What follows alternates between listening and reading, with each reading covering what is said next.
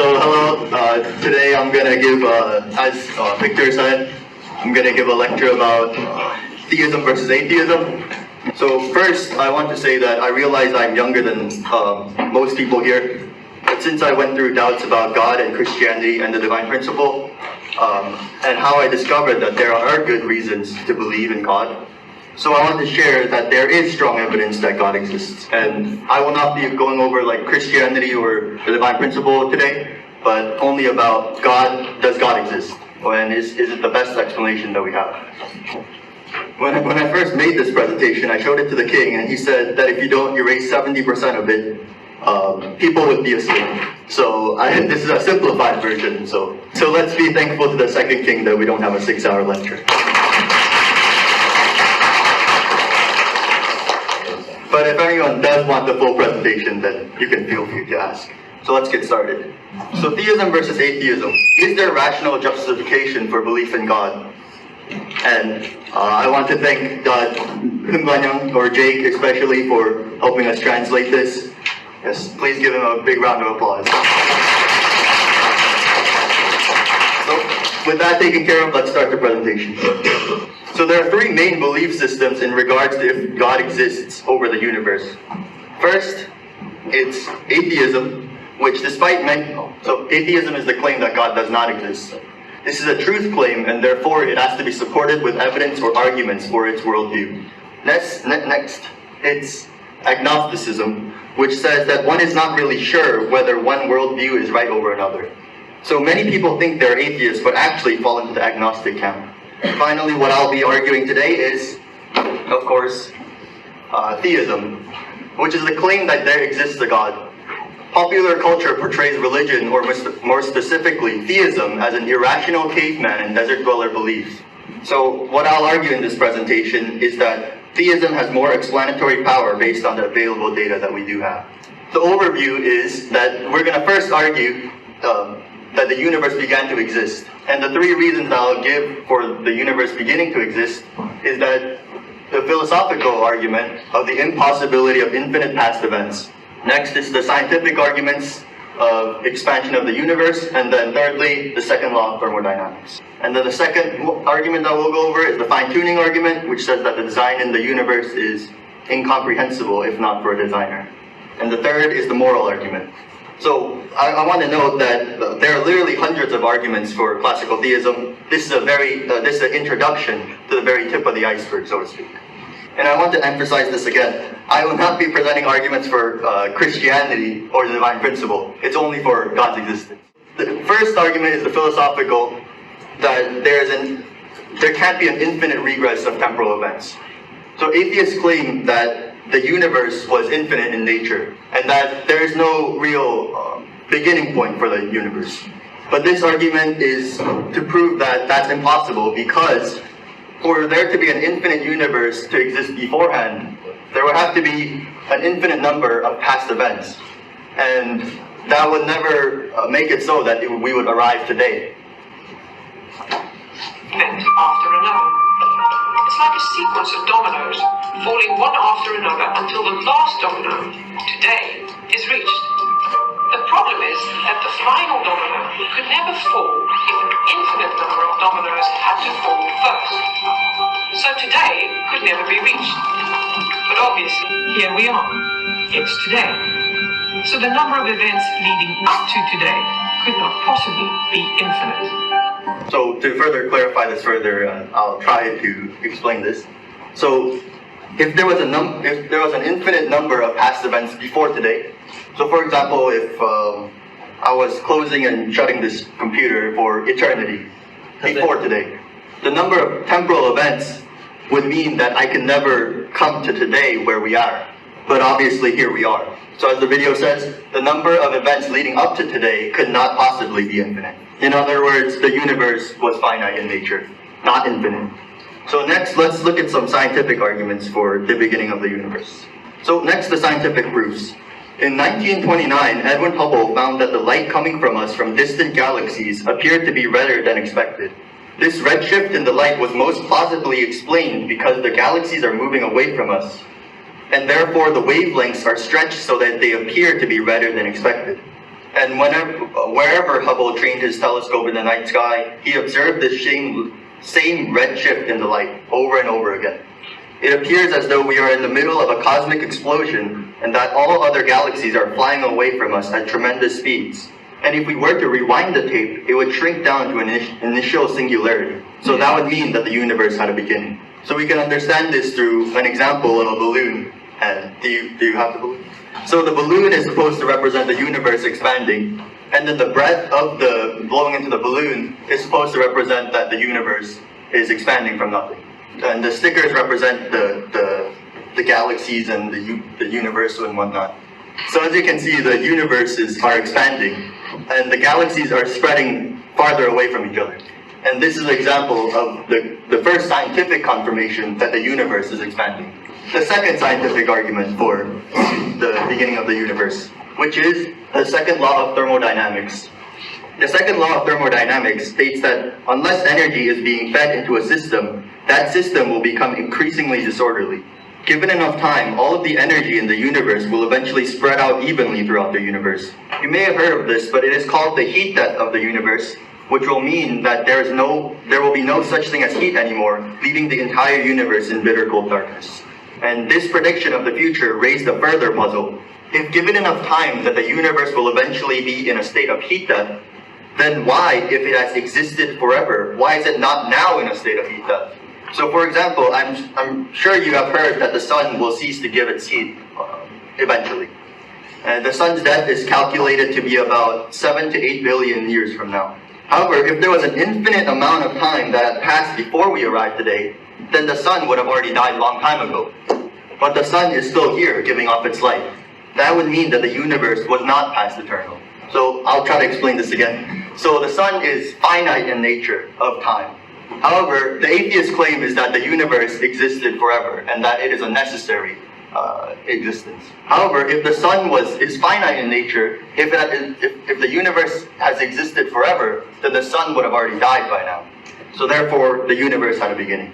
Now that we have established that the universe began to exist, what could cause a universe to come into being? First, it has to be uncaused because there cannot be an infinite regress of causes. Next, it has to be spaceless because space was what was created in the Big Bang. Remember the expansion of the universe that we just went over. Next, it has to be timeless because in defense of this argument, we gave the philosophical argument of an impossibility of an infinite regress of temporal events. Next, it has to be immaterial because matter is what came into being in the Big Bang.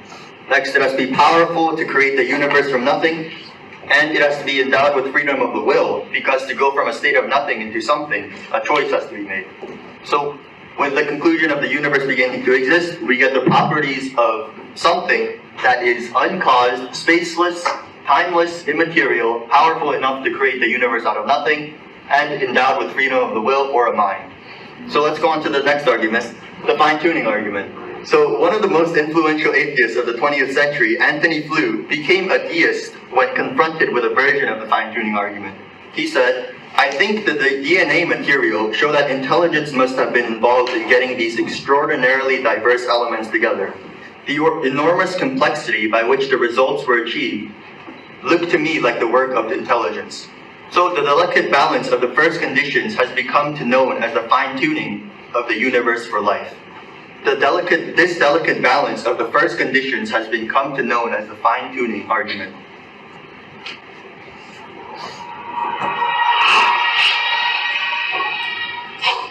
From galaxies and stars, down to atoms and subatomic particles, the very structure of our universe is determined by these numbers. These are the fundamental constants and quantities of the universe. Scientists have come to the shocking realization that each of these numbers has been carefully dialed to an astonishingly precise value, a value that falls within an exceedingly narrow, life-permitting range. If any one of these numbers were altered by even a hair's breadth, no physical, interactive life of any kind could exist anywhere. There'd be no stars, no life, no planets, no chemistry. Consider gravity, for example. The force of gravity is determined by the gravitational gravitational constant. If this constant varied by just 1 in 10 to the 60th parts, none of us would exist. To understand how exceedingly narrow this life-permitting range is, imagine a dial divided into 10 to the 60th increments. To get a handle on how many tiny points on the dial this is, compare it to the number of cells in your body, or the number of seconds that have ticked by since time began. If the gravitational constant had been out of tune by just one of these infinitesimally small increments, the universe would either have expanded and thinned out so rapidly that no stars could form, and life couldn't exist, or it would have collapsed back on itself with the same result: no stars, no planets, and no life. So that's just part of the video, but if you want to watch the full video, you can, but the examples get crazier and crazier. For example, one of the examples are by Roger Penrose, an esteemed Oxford physicist. So one of the examples are of the low entropy conditions in the beginning of the universe. So the possibility of that being precisely that number, which would allow physical life to exist, is 10 to the 120th power. So what we just saw is 10 to the 60th right now. And that's even highly improbable. So one guy tried to estimate how long it would take to type out this number at a rate of 4 zeros per second. At a rate of 4 zeros per second, to type out this number would take, like 7.8 trillion years times 10 to the 100-something power. Yeah. So that's a trillion. So it would take 7.8 trillion years times 10 to, I forgot, something, 10 to the 100-something power. And remember, the number of cells in the body, as we saw in the video, was like 10 to the 14th power, I think. And this number is much larger than that. And the number of seconds that it ticked by, as you saw in the video, was 10 to the 20th. And remember, these numbers that we see here, they stack on top of each other. It's not just one chance hypothesis. It's multiple of these stacking together that we say that life is physically impossible without God. So what could explain these highly unlikely odds of the existence of the universe? There are 3 plausible options. First, it is either due to physical necessity, chance, or design. So let's go on to physical necessity. According to physical necessity, the constants have to be what they are now.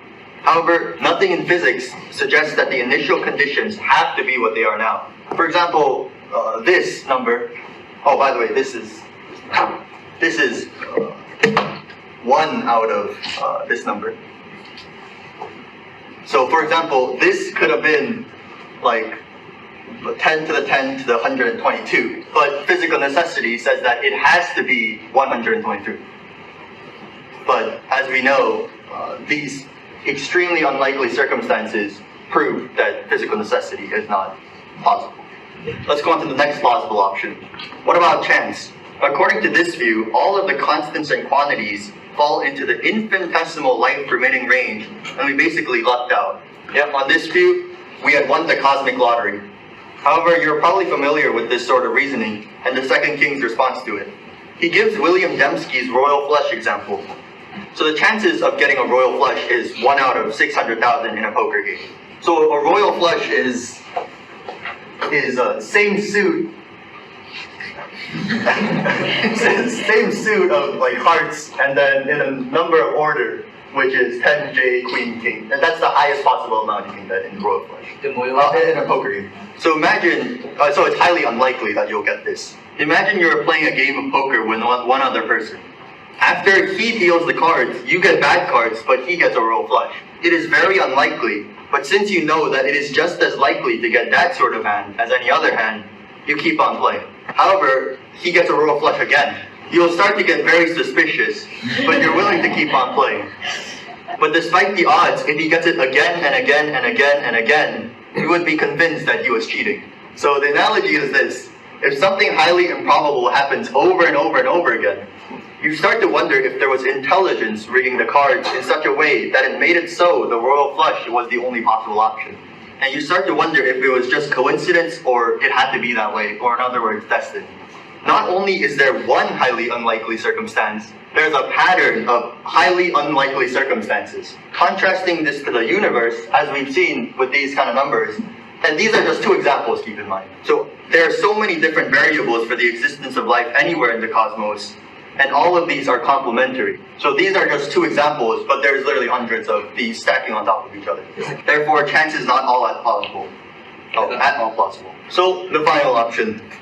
Therefore, we move on to the only possible option, design. This intricate design at the very foundations of the universe add another quality, which is incredible wisdom or intelligence. Uncaused, spaceless, timeless, immaterial, powerful enough to create everything, endowed with freedom of the will or a mind. And then with this argument, the fine-tuning argument, we got the property of incredible intelligence or wisdom. So let's go on to the third argument. Everyone knows right or wrong intuitively. Since the dawn of history, fundamental ethics have governed all nations. For example, we know that helping your neighbor is better than to eat your neighbor. However, is there something objectively wrong about wrong behavior? Or is it just akin to social conventions or parental conditioning? But if there is objective morality, then what could be the foundation for this universal principle? So we're searching the foundation of right and wrong. And what I'll be arguing in this argument is that the foundation is God. So there are many misconceptions about what the moral argument is. So we'll first go over what the argument is not. First, the argument is not that atheists can't be good people. Many times their moral lives put our lives to shame. The question is not if we can recognize moral values without reference or belief in God. The Bible teaches that God has written His moral law on our hearts so that people who do not know Christ can still know instinctively right and wrong. So what is the argument? The argument is that there is no philosophical starting point for the atheist to judge what is good or bad objectively. Belief in God is not necessary for objective moral values and duties. However, the existence of God is necessary for objective moral values and duties. So with that fundamental distinction set apart, let's go on to the distinction of objective versus subjective. So to say that something is objective is to say that certain actions are right or wrong independently of whether any human being believes them to be so. So, for example, to say that the Holocaust, which is a genocide that Hitler did in World War II of the Jews, to say that the Holocaust was objectively wrong is to say that it was wrong even though the Nazis who carried out thought that it was right, and it would still be wrong even if the Nazis had won World War II and succeeded in brainwashing or exterminating everyone who disagreed with them, so that everyone thought that the Holocaust was right. So that's why I put this famous political commentator in America, and if you just replace the facts part with objective morality, it basically is saying that objective morality doesn't care what people think. On the other hand, what is subjective is based on or influenced by personal opinions or societal conditioning. Or in other words, objective morality does care about your feelings. So it's not really objective, but it's subjective. If God does not exist, then what is the basis of moral values?